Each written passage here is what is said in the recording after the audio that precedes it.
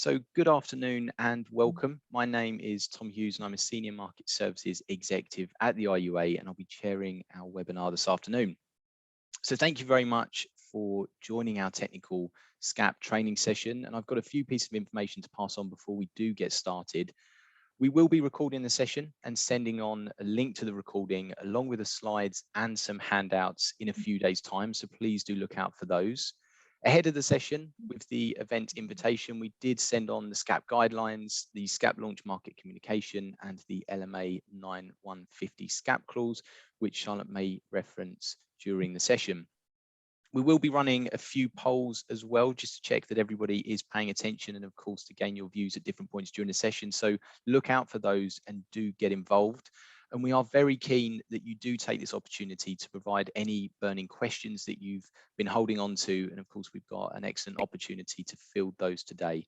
You may have already spotted the Q&A function that we've got within the platform. If you haven't, have a look around. It should be at the bottom of your screen, and do paste any questions there, and I will pass them on to Charlotte during the session.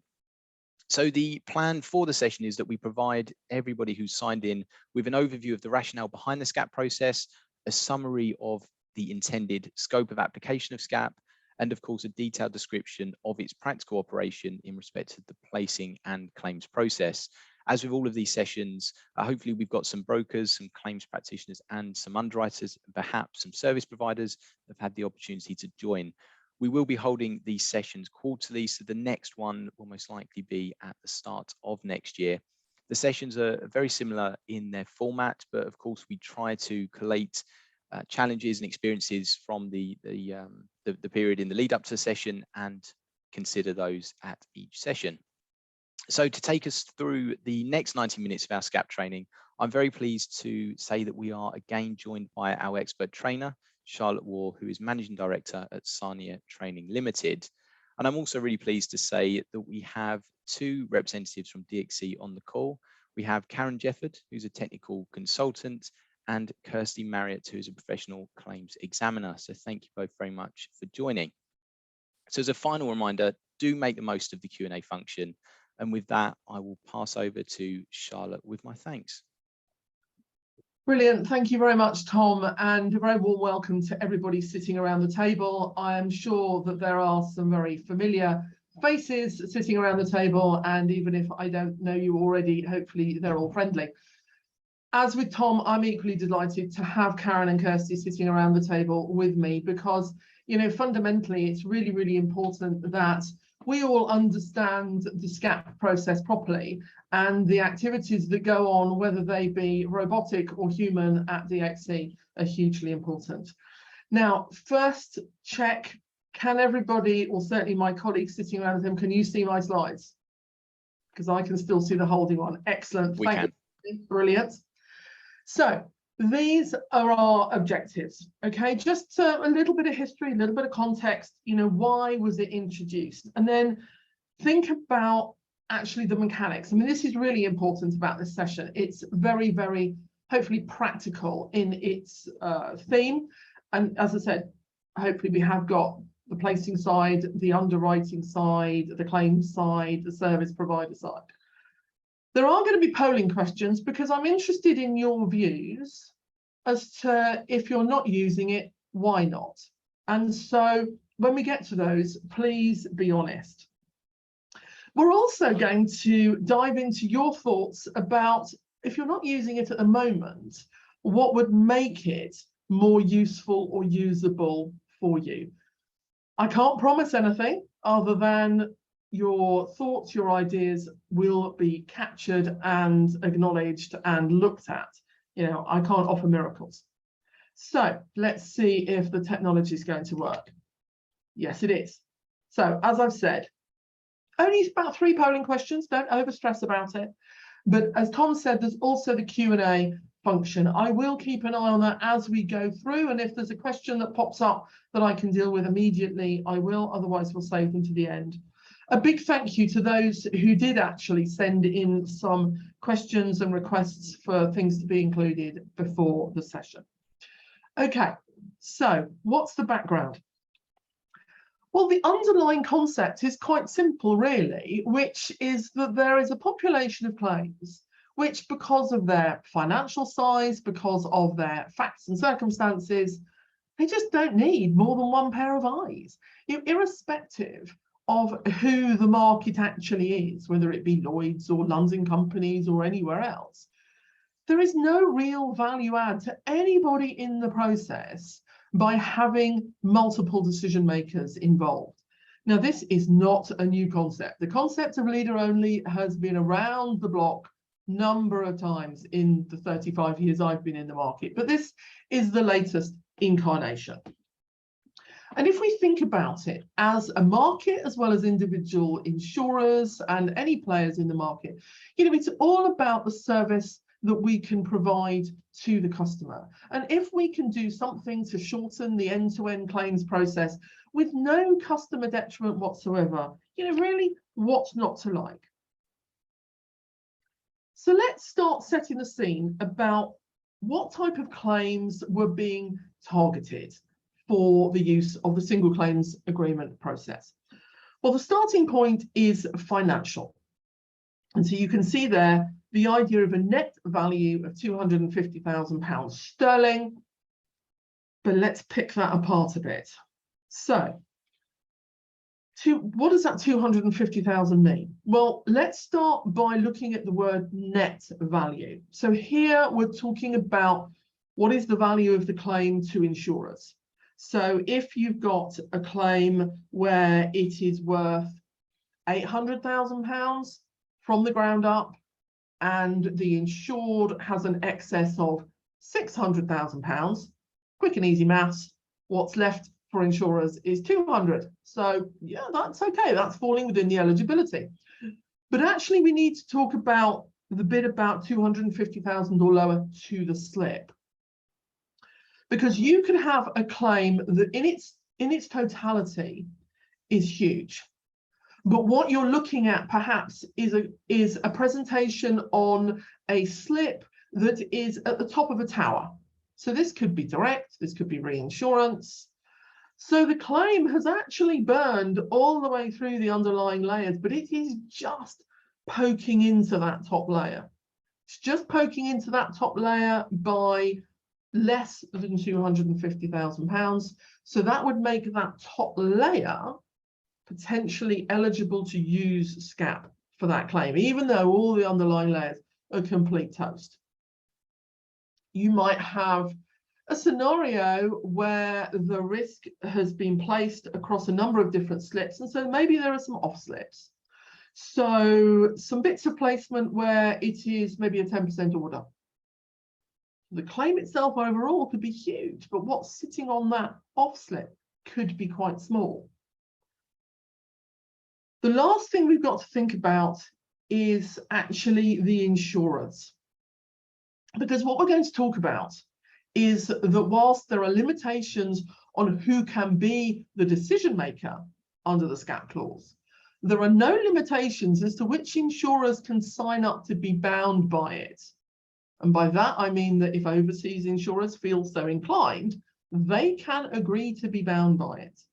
And so what everybody has to look at is what is the net value of the claim being presented to this slip, so effectively this signing, for the insurers that have committed to being bound by SCAP. So there's three elements that need to be thought about here.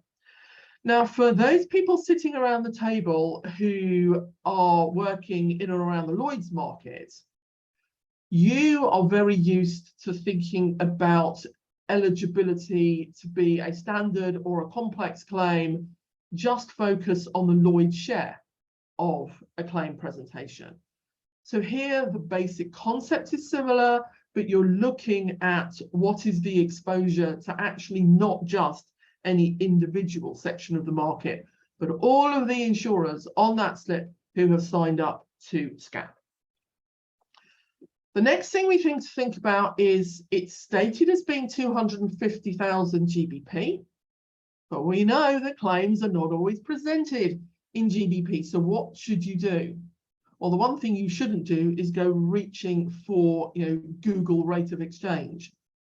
The guidelines are quite clear. What should be used as the measure for a rate of exchange conversion is the Bank of England's spot rate on the day that the claim is presented to the leader.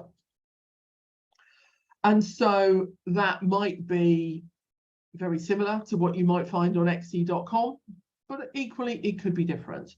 And so just be mindful about that. The next thing to consider is actually it's not all about what are the hard numbers in the presentation from the broker. It's all about potential as well. And again, for those of you on the Lloyd's side who are familiar with the CTP rules, you know that that's how it works for standard and complex as well. It's not just about the hard numbers, it's all about the potential. So if you're looking at a claim and you are thinking, is it eligible to be SCAP? So this could be you as a broker or you as potentially the slip leader. What you have to say is, right, on what I know today, what's the likelihood of this claim blowing and ending up with a reserve or obviously paid figures north of 250 sterling? If you think, even at first advice, you think that it's got the potential to do that, then as the leader, you are perfectly within your rights to say that this is not a claim that should be done in SCAP. So that's all about the numbers bit. The non-financial bits are, again, for the Lloyd's experienced people sitting around the table, very familiar, in fact, pretty much, I think, identical to the list of non-financial triggers for whether a claim should be standard or complex under the Lloyd's rules. But practical things, any sniff of a sanctions issue, any sniff of fraud, regulatory issues, serious personal injuries, all of that type of thing. At the end of the day, it's going to come down to the slip leader. They are the ones really that are going to make that ultimate decision. Is it SCAP or isn't it? And one of the things we're going to be talking about as we go through is that a claim might start going through the SCAP process and then have to leave because something has happened. Okay, that is absolutely something that can happen. All right. Arguably, actually, a claim could theoretically start normal and go into SCAP, but it would get a bit messy if that did happen. But theoretically, it's possible.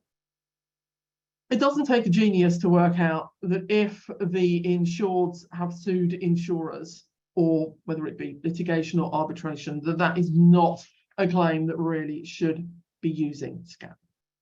Okay, so what I want to do is get some questions out there. So our first question, hopefully, is for the brokers in the community. I'm not quite sure how that's going to manifest for you.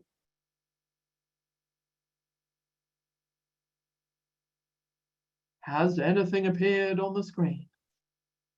No. Okay. Oh, there it is. There we go. Oh, I can't vote. That's a bit rough.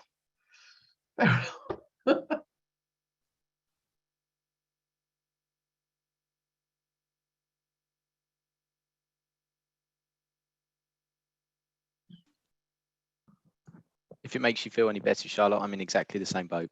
Oh, it does. Much better. But hopefully some people are voting. We'll just give you 2 or 3 minutes. It's not an overly complicated question. Only asking you to choose one of the answers. But actually, if you think there's more than one answer, then pop something in the chat.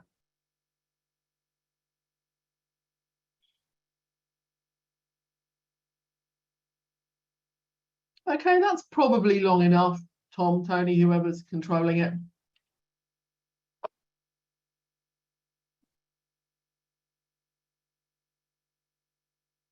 Oh, right. Only not many people have voted. Okay, well, that might be just that's how many brokers we have around the table. Okay. So we've got some people saying don't understand how it works. Well, hopefully this session will help.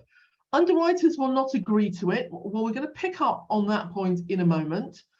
I'm glad you're not saying you forget to put it in the slip, because it should be sitting there in your templates. So it's there from the get-go. The limits are too low. That is a very valid point, and it's one that's been raised over and over again. Some of you, maybe all of you, will probably know that there are revisions on the Lloyd's side being looked at to the Lloyd's claim scheme. And what I don't know is whether within that there might be any revisions to limits that might be explored, cross-market. Don't know what's happening with that. And then we've got some any other reasons, but chat is very quiet. Nobody's adding anything to that at the moment. So, Tony, can we have our second question, please, which is the one for the underwriters?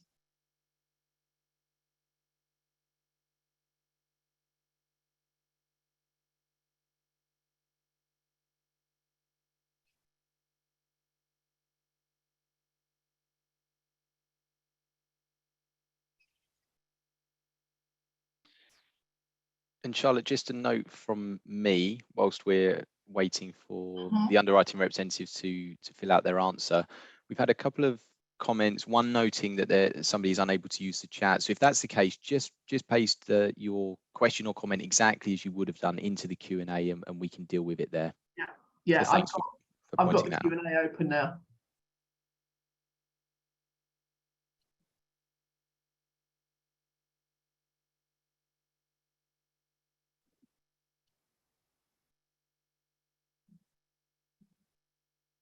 Okay, give it just a couple more minutes. I've seen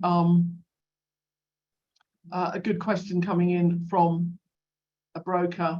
Oh, right, we've had somebody put something in Q&A saying, I'm an underwriter, but I'm using SCAP, so good, thank you for that.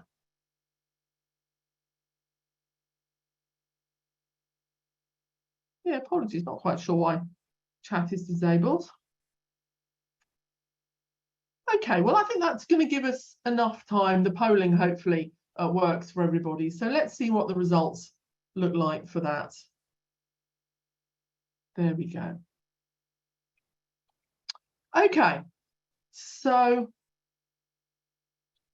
we've got not really sure how it works. Again, hopefully by the end of this session, that will be slightly resolved.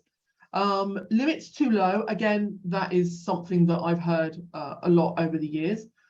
In-house instructions not to use it. Now that's always interesting, because I'm always interested to know why those instructions are in place and whether they are possibly in place linked to the point above that nobody's gone for, which is not being comfortable with the slip leads claims team. I put that option in there deliberately because that is certainly something that I have had said to me in the past is a reason, and from underwriters, that they say that they won't use it. And we've got any other reasons. So let's have it. So right, so a very honest comment from somebody who I presume is therefore an underwriter, that there is concern that once it's in SCAP, it won't come out even if the quantum increases unexpectedly. Well, all I can say to that is that the guidelines are very, very clear, that if the quantum for your particular contract goes over that particular trigger level, then it should come out. Can I tell you that mistakes don't happen, problems don't occur? No, I can't. Quick question for you, Karen. Particularly with the robots, is there any checking within the robotics side of what you do for claims that are coming through as SCAP where the numbers are ostensibly too high? No, the robot's not programmed to look for that because of bordereau presentations where they can be over. No, absolutely. Thank you. That's what I thought, but I just wanted to get it directly from the expert's mouth. So this is going to reinforce everything that I'm going to talk about in a moment about the reality of the fact that this is a very, very string and blue tack process. Okay, and that is no disrespect to anybody sitting around the table.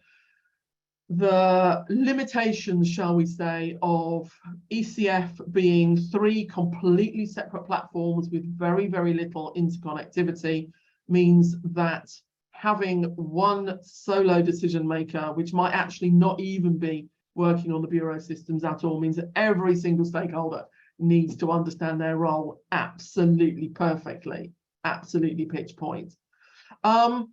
So another point raised, even at this point, by a broker, saying that when they've entered a SCAP claim, underwriters have requested it be taken off, even though we're entering on a precautionary basis. Well, it might, well, hopefully, it doesn't sound like it's happening, but hopefully the underwriters who ask you to take it out of SCAP are explaining why they're doing that. And it might be that even though as a broker you're entering it as precautionary, the underwriter looking at it, or the claims person looking at it, feels that actually there might be something about it, i.e. potential for numbers or facts that will mean it will be ultimately ineligible. So let's not put it through the process now. Okay, well, thank you for that. Let's just carry on, hopefully. So for the brokers, you're not going to be able to use it if it's not in the slip. So that's the first top tip is, ideally make sure that it's in your templates, but also understand the limitations. So the SCAP clause can't be used in binding authorities or proportional treaties. You heard Karen talk about bordereau, but of course you can have bordereau with line slips and other forms of presentation. So don't think that we've just contradicted each other. The other thing is that everybody must be super, super clear who the intellectual decision maker is going to be. And as I said before, any insurer anywhere around the world can agree to be committed to and bound by the SCAP clause, but there is only a smaller subset of insurers that can actually play that role. And those insurers are Lloyd's syndicates, so that's nice and easy, or UK authorised insurers. Now, we've got to be just a bit careful here. UK authorised insurer is not the same as IUA company. There are, of course, many UK authorised insurers that are IUA companies, but there could be an IUA company who actually is not fully four-footed UK authorised. It is coming in here on temporary permissions, and of course Brexit has made that a whole lot more complicated. But the one player where everybody just has to be clear in their mind what hat they're wearing is Lloyd's Insurance Company. Now, Lloyd's Insurance Company, of course, as we all know, is a Belgian authorised insurer, and that's why it was set up. But it is also a 4-foot on the ground UK authorised insurer as well. And so it can be the slip leader. Now, where it causes a little confusion, I think, is when we talk later about how claim presentations on ECF will use codes to identify where the slip leader comes from, as it were. What you'll see is that anything where Lloyd's Insurance Company is the slip leader, we call slip NB, non-bureau, because Lloyd's Insurance Company is an insurance company, but it does not process its claims through either the ILU or the LERMA versions of ECF. Okay, it is off bureau from that perspective. So as I've said, overseas markets can agree to be bound. And for you as brokers, that's going to be something that you're going to try and do as much as you can, just to try and streamline your processes. And then, of course, you can do all that great work as a placing broker, but your claims team, of course, also have to understand the process. Now, in terms of insurer choices, if you are a company market insurer, then you are as free as a bird. You have an entirely independent and separate choice about whether you want to agree to SCAP in any slip that you're writing. Conversely, however, if a Lloyd's leader agrees to SCAP being in the slip, then all the other Lloyd's carriers on that same UMR are bound by that. Okay.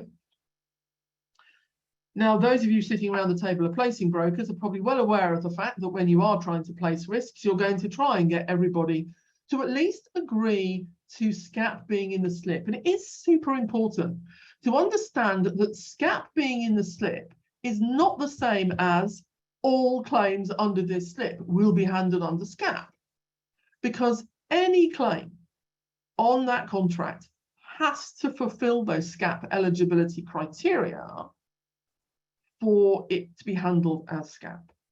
And so no class of business is exempt. So anybody sitting around the table, perhaps who comes from the kind of political risk or trade credit space, you might go, whoa. SCAP can still be in your slips. Yes, the reality is that the claims in that class of business tend to be big and messy, so are unlikely to be SCAP eligible, okay? Now, the reality is, of course, that if, particularly for the company market, the brokers around the table find that some companies are happy to be in and some to be out, then what we end up with is a potential for 2 separate UMRs for that single risk, which, yeah, it just gets messy. So,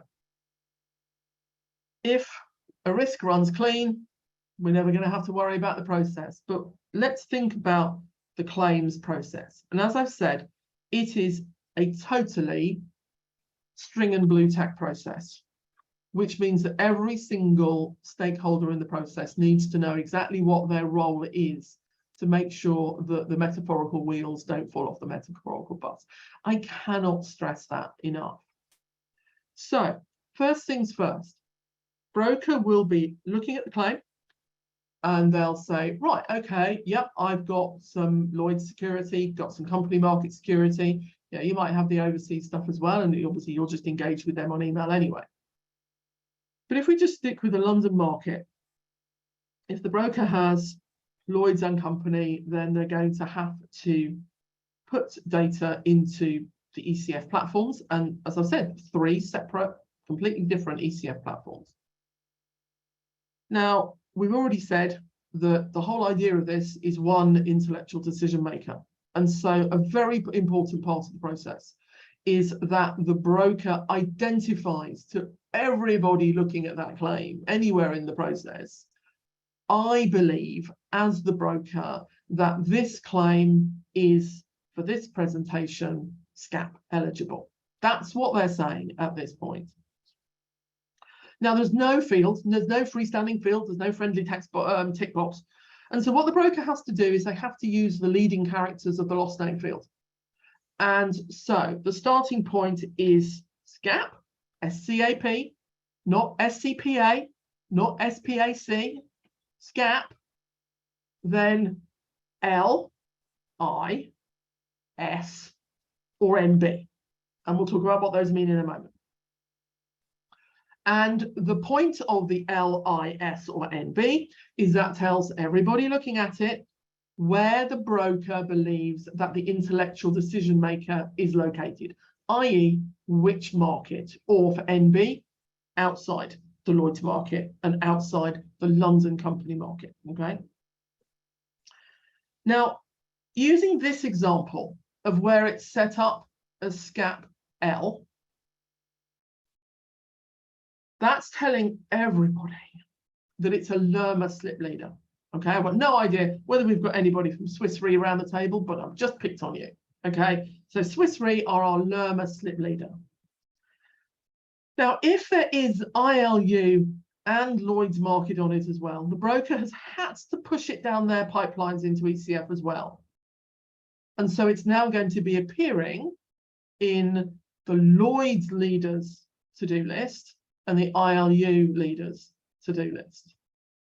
And the most important thing to remember is leave it alone. It's like, don't pick your scabs, just leave it alone. If you leave it alone, so I think Karen's about to throw up. If you leave it alone, then if everything works properly, once the Lerma leader has dealt with it, then the DXC robots and their human friends should kick into play and do stuff which means that it will disappear from your to-do list. Trust me, the wheels fall off the bus really fast if you don't leave it alone. I know it sounds like I'm treating you like a toddler, but unfortunately, this process is toddlerish, okay? So, does it work? Is it being used? Well, the latest data I've got is August. So, over 3,000 transactions presented and over 2,000 transactions went through, whoosh, went through the robots without touching the sites. Now, we'll talk about in a moment where actually the robots can't deal with stuff. But what we have to think about is, okay, well, why did we have 1,000 where the robots couldn't deal with it? Well, what the statistics do is they divide things up into processing business exceptions and ordinary business exceptions. And so the processing business exceptions include non-slip leaders seeing it in their to-do list and touching it, not leaving it alone, okay? So there were just shy of 400 of those just in August, okay? Now, with the business exceptions, there are just over 600 of those. This is where the robots we already know can't deal with stuff. And we'll talk about a little bit later. And that will include if, for example, the intellectual slip leader is outside the market, so it's slip NB. So here we are. So we've got a lovely question incoming from somebody who is admitting to being from the Swiss Re. So good to meet you, Swiss Re person. So if you are looking at a claim in your to-do list as a Swiss Re claims person, and it says SCAP L, I'd always check the slip, of course, just to check you're happy with the role that you're playing. Then you deal with it in the way that you would normally deal with a claim. And the key thing is that once you have responded to it, in your case, the Lerma version of ECF, then the exchanging robots in the background will see your agreement. And if there is Lloyd's market and or ILU market, we'll be able to respond for those markets, okay? But then equally, if you are a Swiss Re claims person and you see something in your to-do list that says SCAP S, that tells you it is a Lloyd's syndicate intellectual slip leader. That's when you leave it alone. And as soon as the Lloyd's person has dealt with it, as long as everything else has been done properly, and I'll talk about what I mean by done properly, then the transaction will go to exchanging. Now, actually, for Lerma markets, humans need to get a little bit more involved in the background. But the reality is that you, as a Swiss Re claims examiner, if you're looking at a claim that says SCAP S, SCAP I, or SCAP NB, you need to do nothing at all.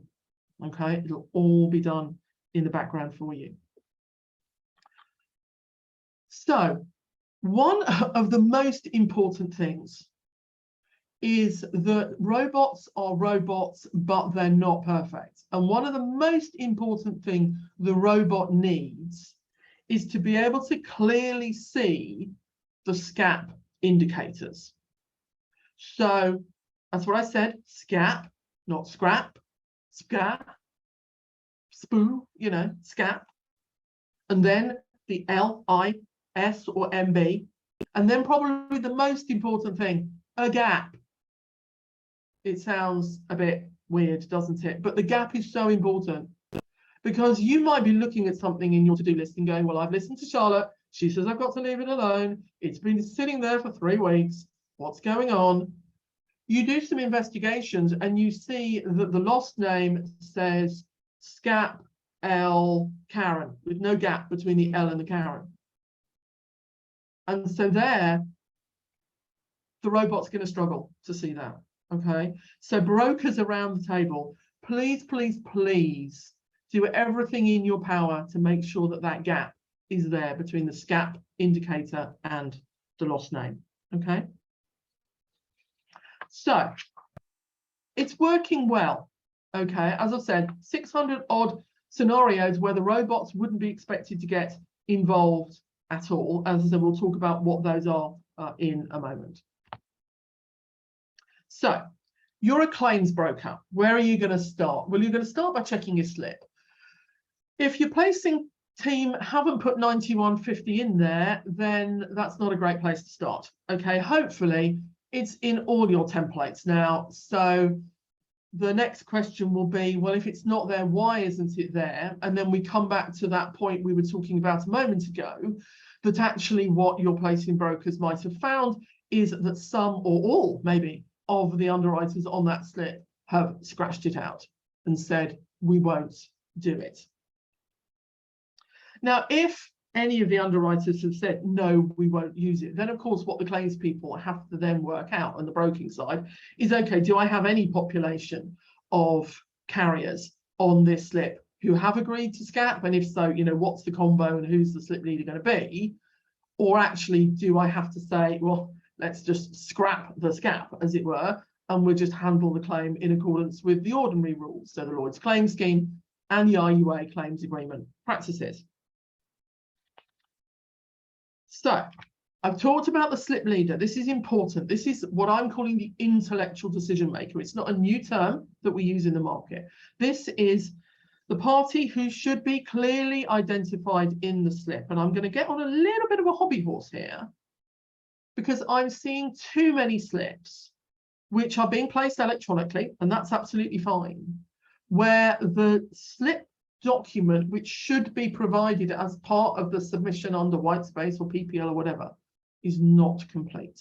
Okay, and it's in some of these claims agreement parties and claims decision makers that you sometimes find that there's gaps. So get off my hobby horse again. Slip leader, overall decision maker. Okay, now if that is, let's say, oh, I don't know, HDI, so somebody in the Lerma market. And if there's a Lloyd's market, then the slip should still identify who the leader of the Lloyd's market is. And as I've said, you know, if the broker's sending data down both all three ECF pipelines, you know, the leaders of those markets need to be identified. Within the context of these rules, anybody who is neither the slip leader nor a bureau leader is a follower. So that could be a follower within the Lerma market, the ILU market, the Lloyd's market, or of course, by default, any overseas markets. Now, I just want to talk a minute about line slips. Those of you sitting around the table, it doesn't matter what role you play, you will know whether you do business with line slips. Of course, the idea of a line slip is a broker creating a little gang of underwriters. And in the purest and simplest form of line slip, of course, there involves delegation to the line slip lead. And of course, within the line slip agreement, again, you can have the SCAP clause within a line slip, and that slip leader, that line slip leader, should be identified. Now, when it comes to actually attaching business to that line slip, it might be that every risk being declared to that line slip is small enough that the capacity available on that line slip is big enough to take that entire risk that's being declared to it. But maybe not. And so those of you as brokers and underwriters will know that you might quite often have a declaration to a line slip that's actually got mixed security. So it might be part on the line slip and backed up with open market security. Now, the key thing there is we then need to look at the declaration document to find for that individual risk, irrespective of the fact it attaches to a line slip, for that individual risk, who is the slip leader? Because it might be that the slip leader is still the line slip leader, because in terms of the precedence of the security, the line slip takes precedence over the open market security. But it might be the reverse. It might be actually that the line slip security has been used effectively secondarily to the open market security. So the slip leader for that declaration to that line slip is actually open market. Now, question coming in from an insurer to say, right, often we're not overall lead. Okay, well, that would make sense. Brokers are asking us to action the ECF sequences. Overall lead is often open market. Do we simply ignore the ECF sequences that are marked SCAP? Well, it all depends, actually. So remind me, I certainly can't remember. So it's generally that the question is coming from. Are you ILU or LERMA? Just in the first instance. Hopefully you know. LERMA, right, okay. So if you are in the LERMA market, then when you are looking at your workflow, whatever system you use for your workflow, always look at that SCAP indicator. And if the SCAP indicator says SCAP I, S, or NB, then the overall leader, the intellectual decision maker, is outside the LERMA market altogether, and you shouldn't look at it. You shouldn't need to deal with it at all. You can just leave it alone. Now, if you're in the LERMA market and you are a follower, then you might say, well, what happens then? Well, what should happen is that when the LERMA leader deals with it, and Karen, correct me if I'm wrong on this, when the LERMA leader deals with it, obviously the first activity in LERMA is to circulate. So we'll have our friend at Swiss Re will be your leader. She will circulate.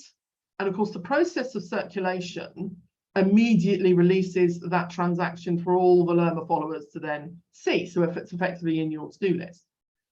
But when the Swiss Re LERMA lead then responds intellectually to that transaction, robots should take over for everybody else in the LERMA market, shouldn't they? Is that right, Karen?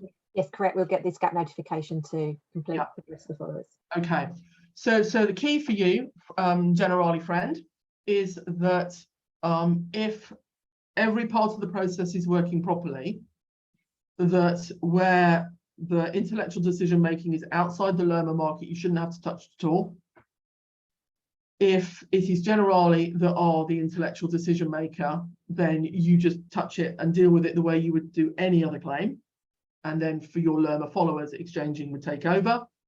And equally, if you are a LERMA follower, so it has effectively, hopefully almost momentarily, appeared in your workflow because your leader has circulated it, you still should not touch it because exchanging will deal with it for you.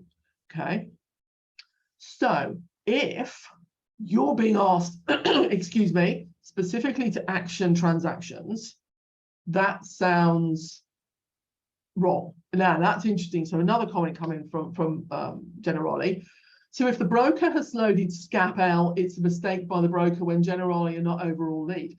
Well, not necessarily a mistake by the broker if there is another LERMA carrier that is the overall lead.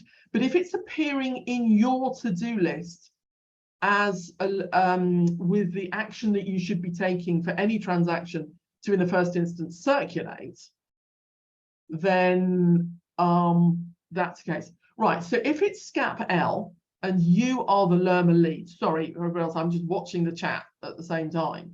If you are the LERMA lead and the broker has loaded it as SCAP-L, the broker is saying, I believe that the LERMA lead is the intellectual decision maker on this claim.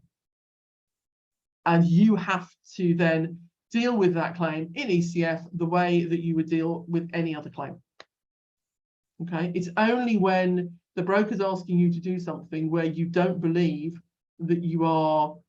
So so when you talk now, when you talk about overall lead, this is something that we need to just distill out.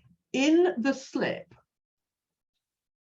there should be clearly identified the slip leader. The overall contract leader could be the Outer Mongolian Re. But it's really having that clarity as to who is the slip leader that's important.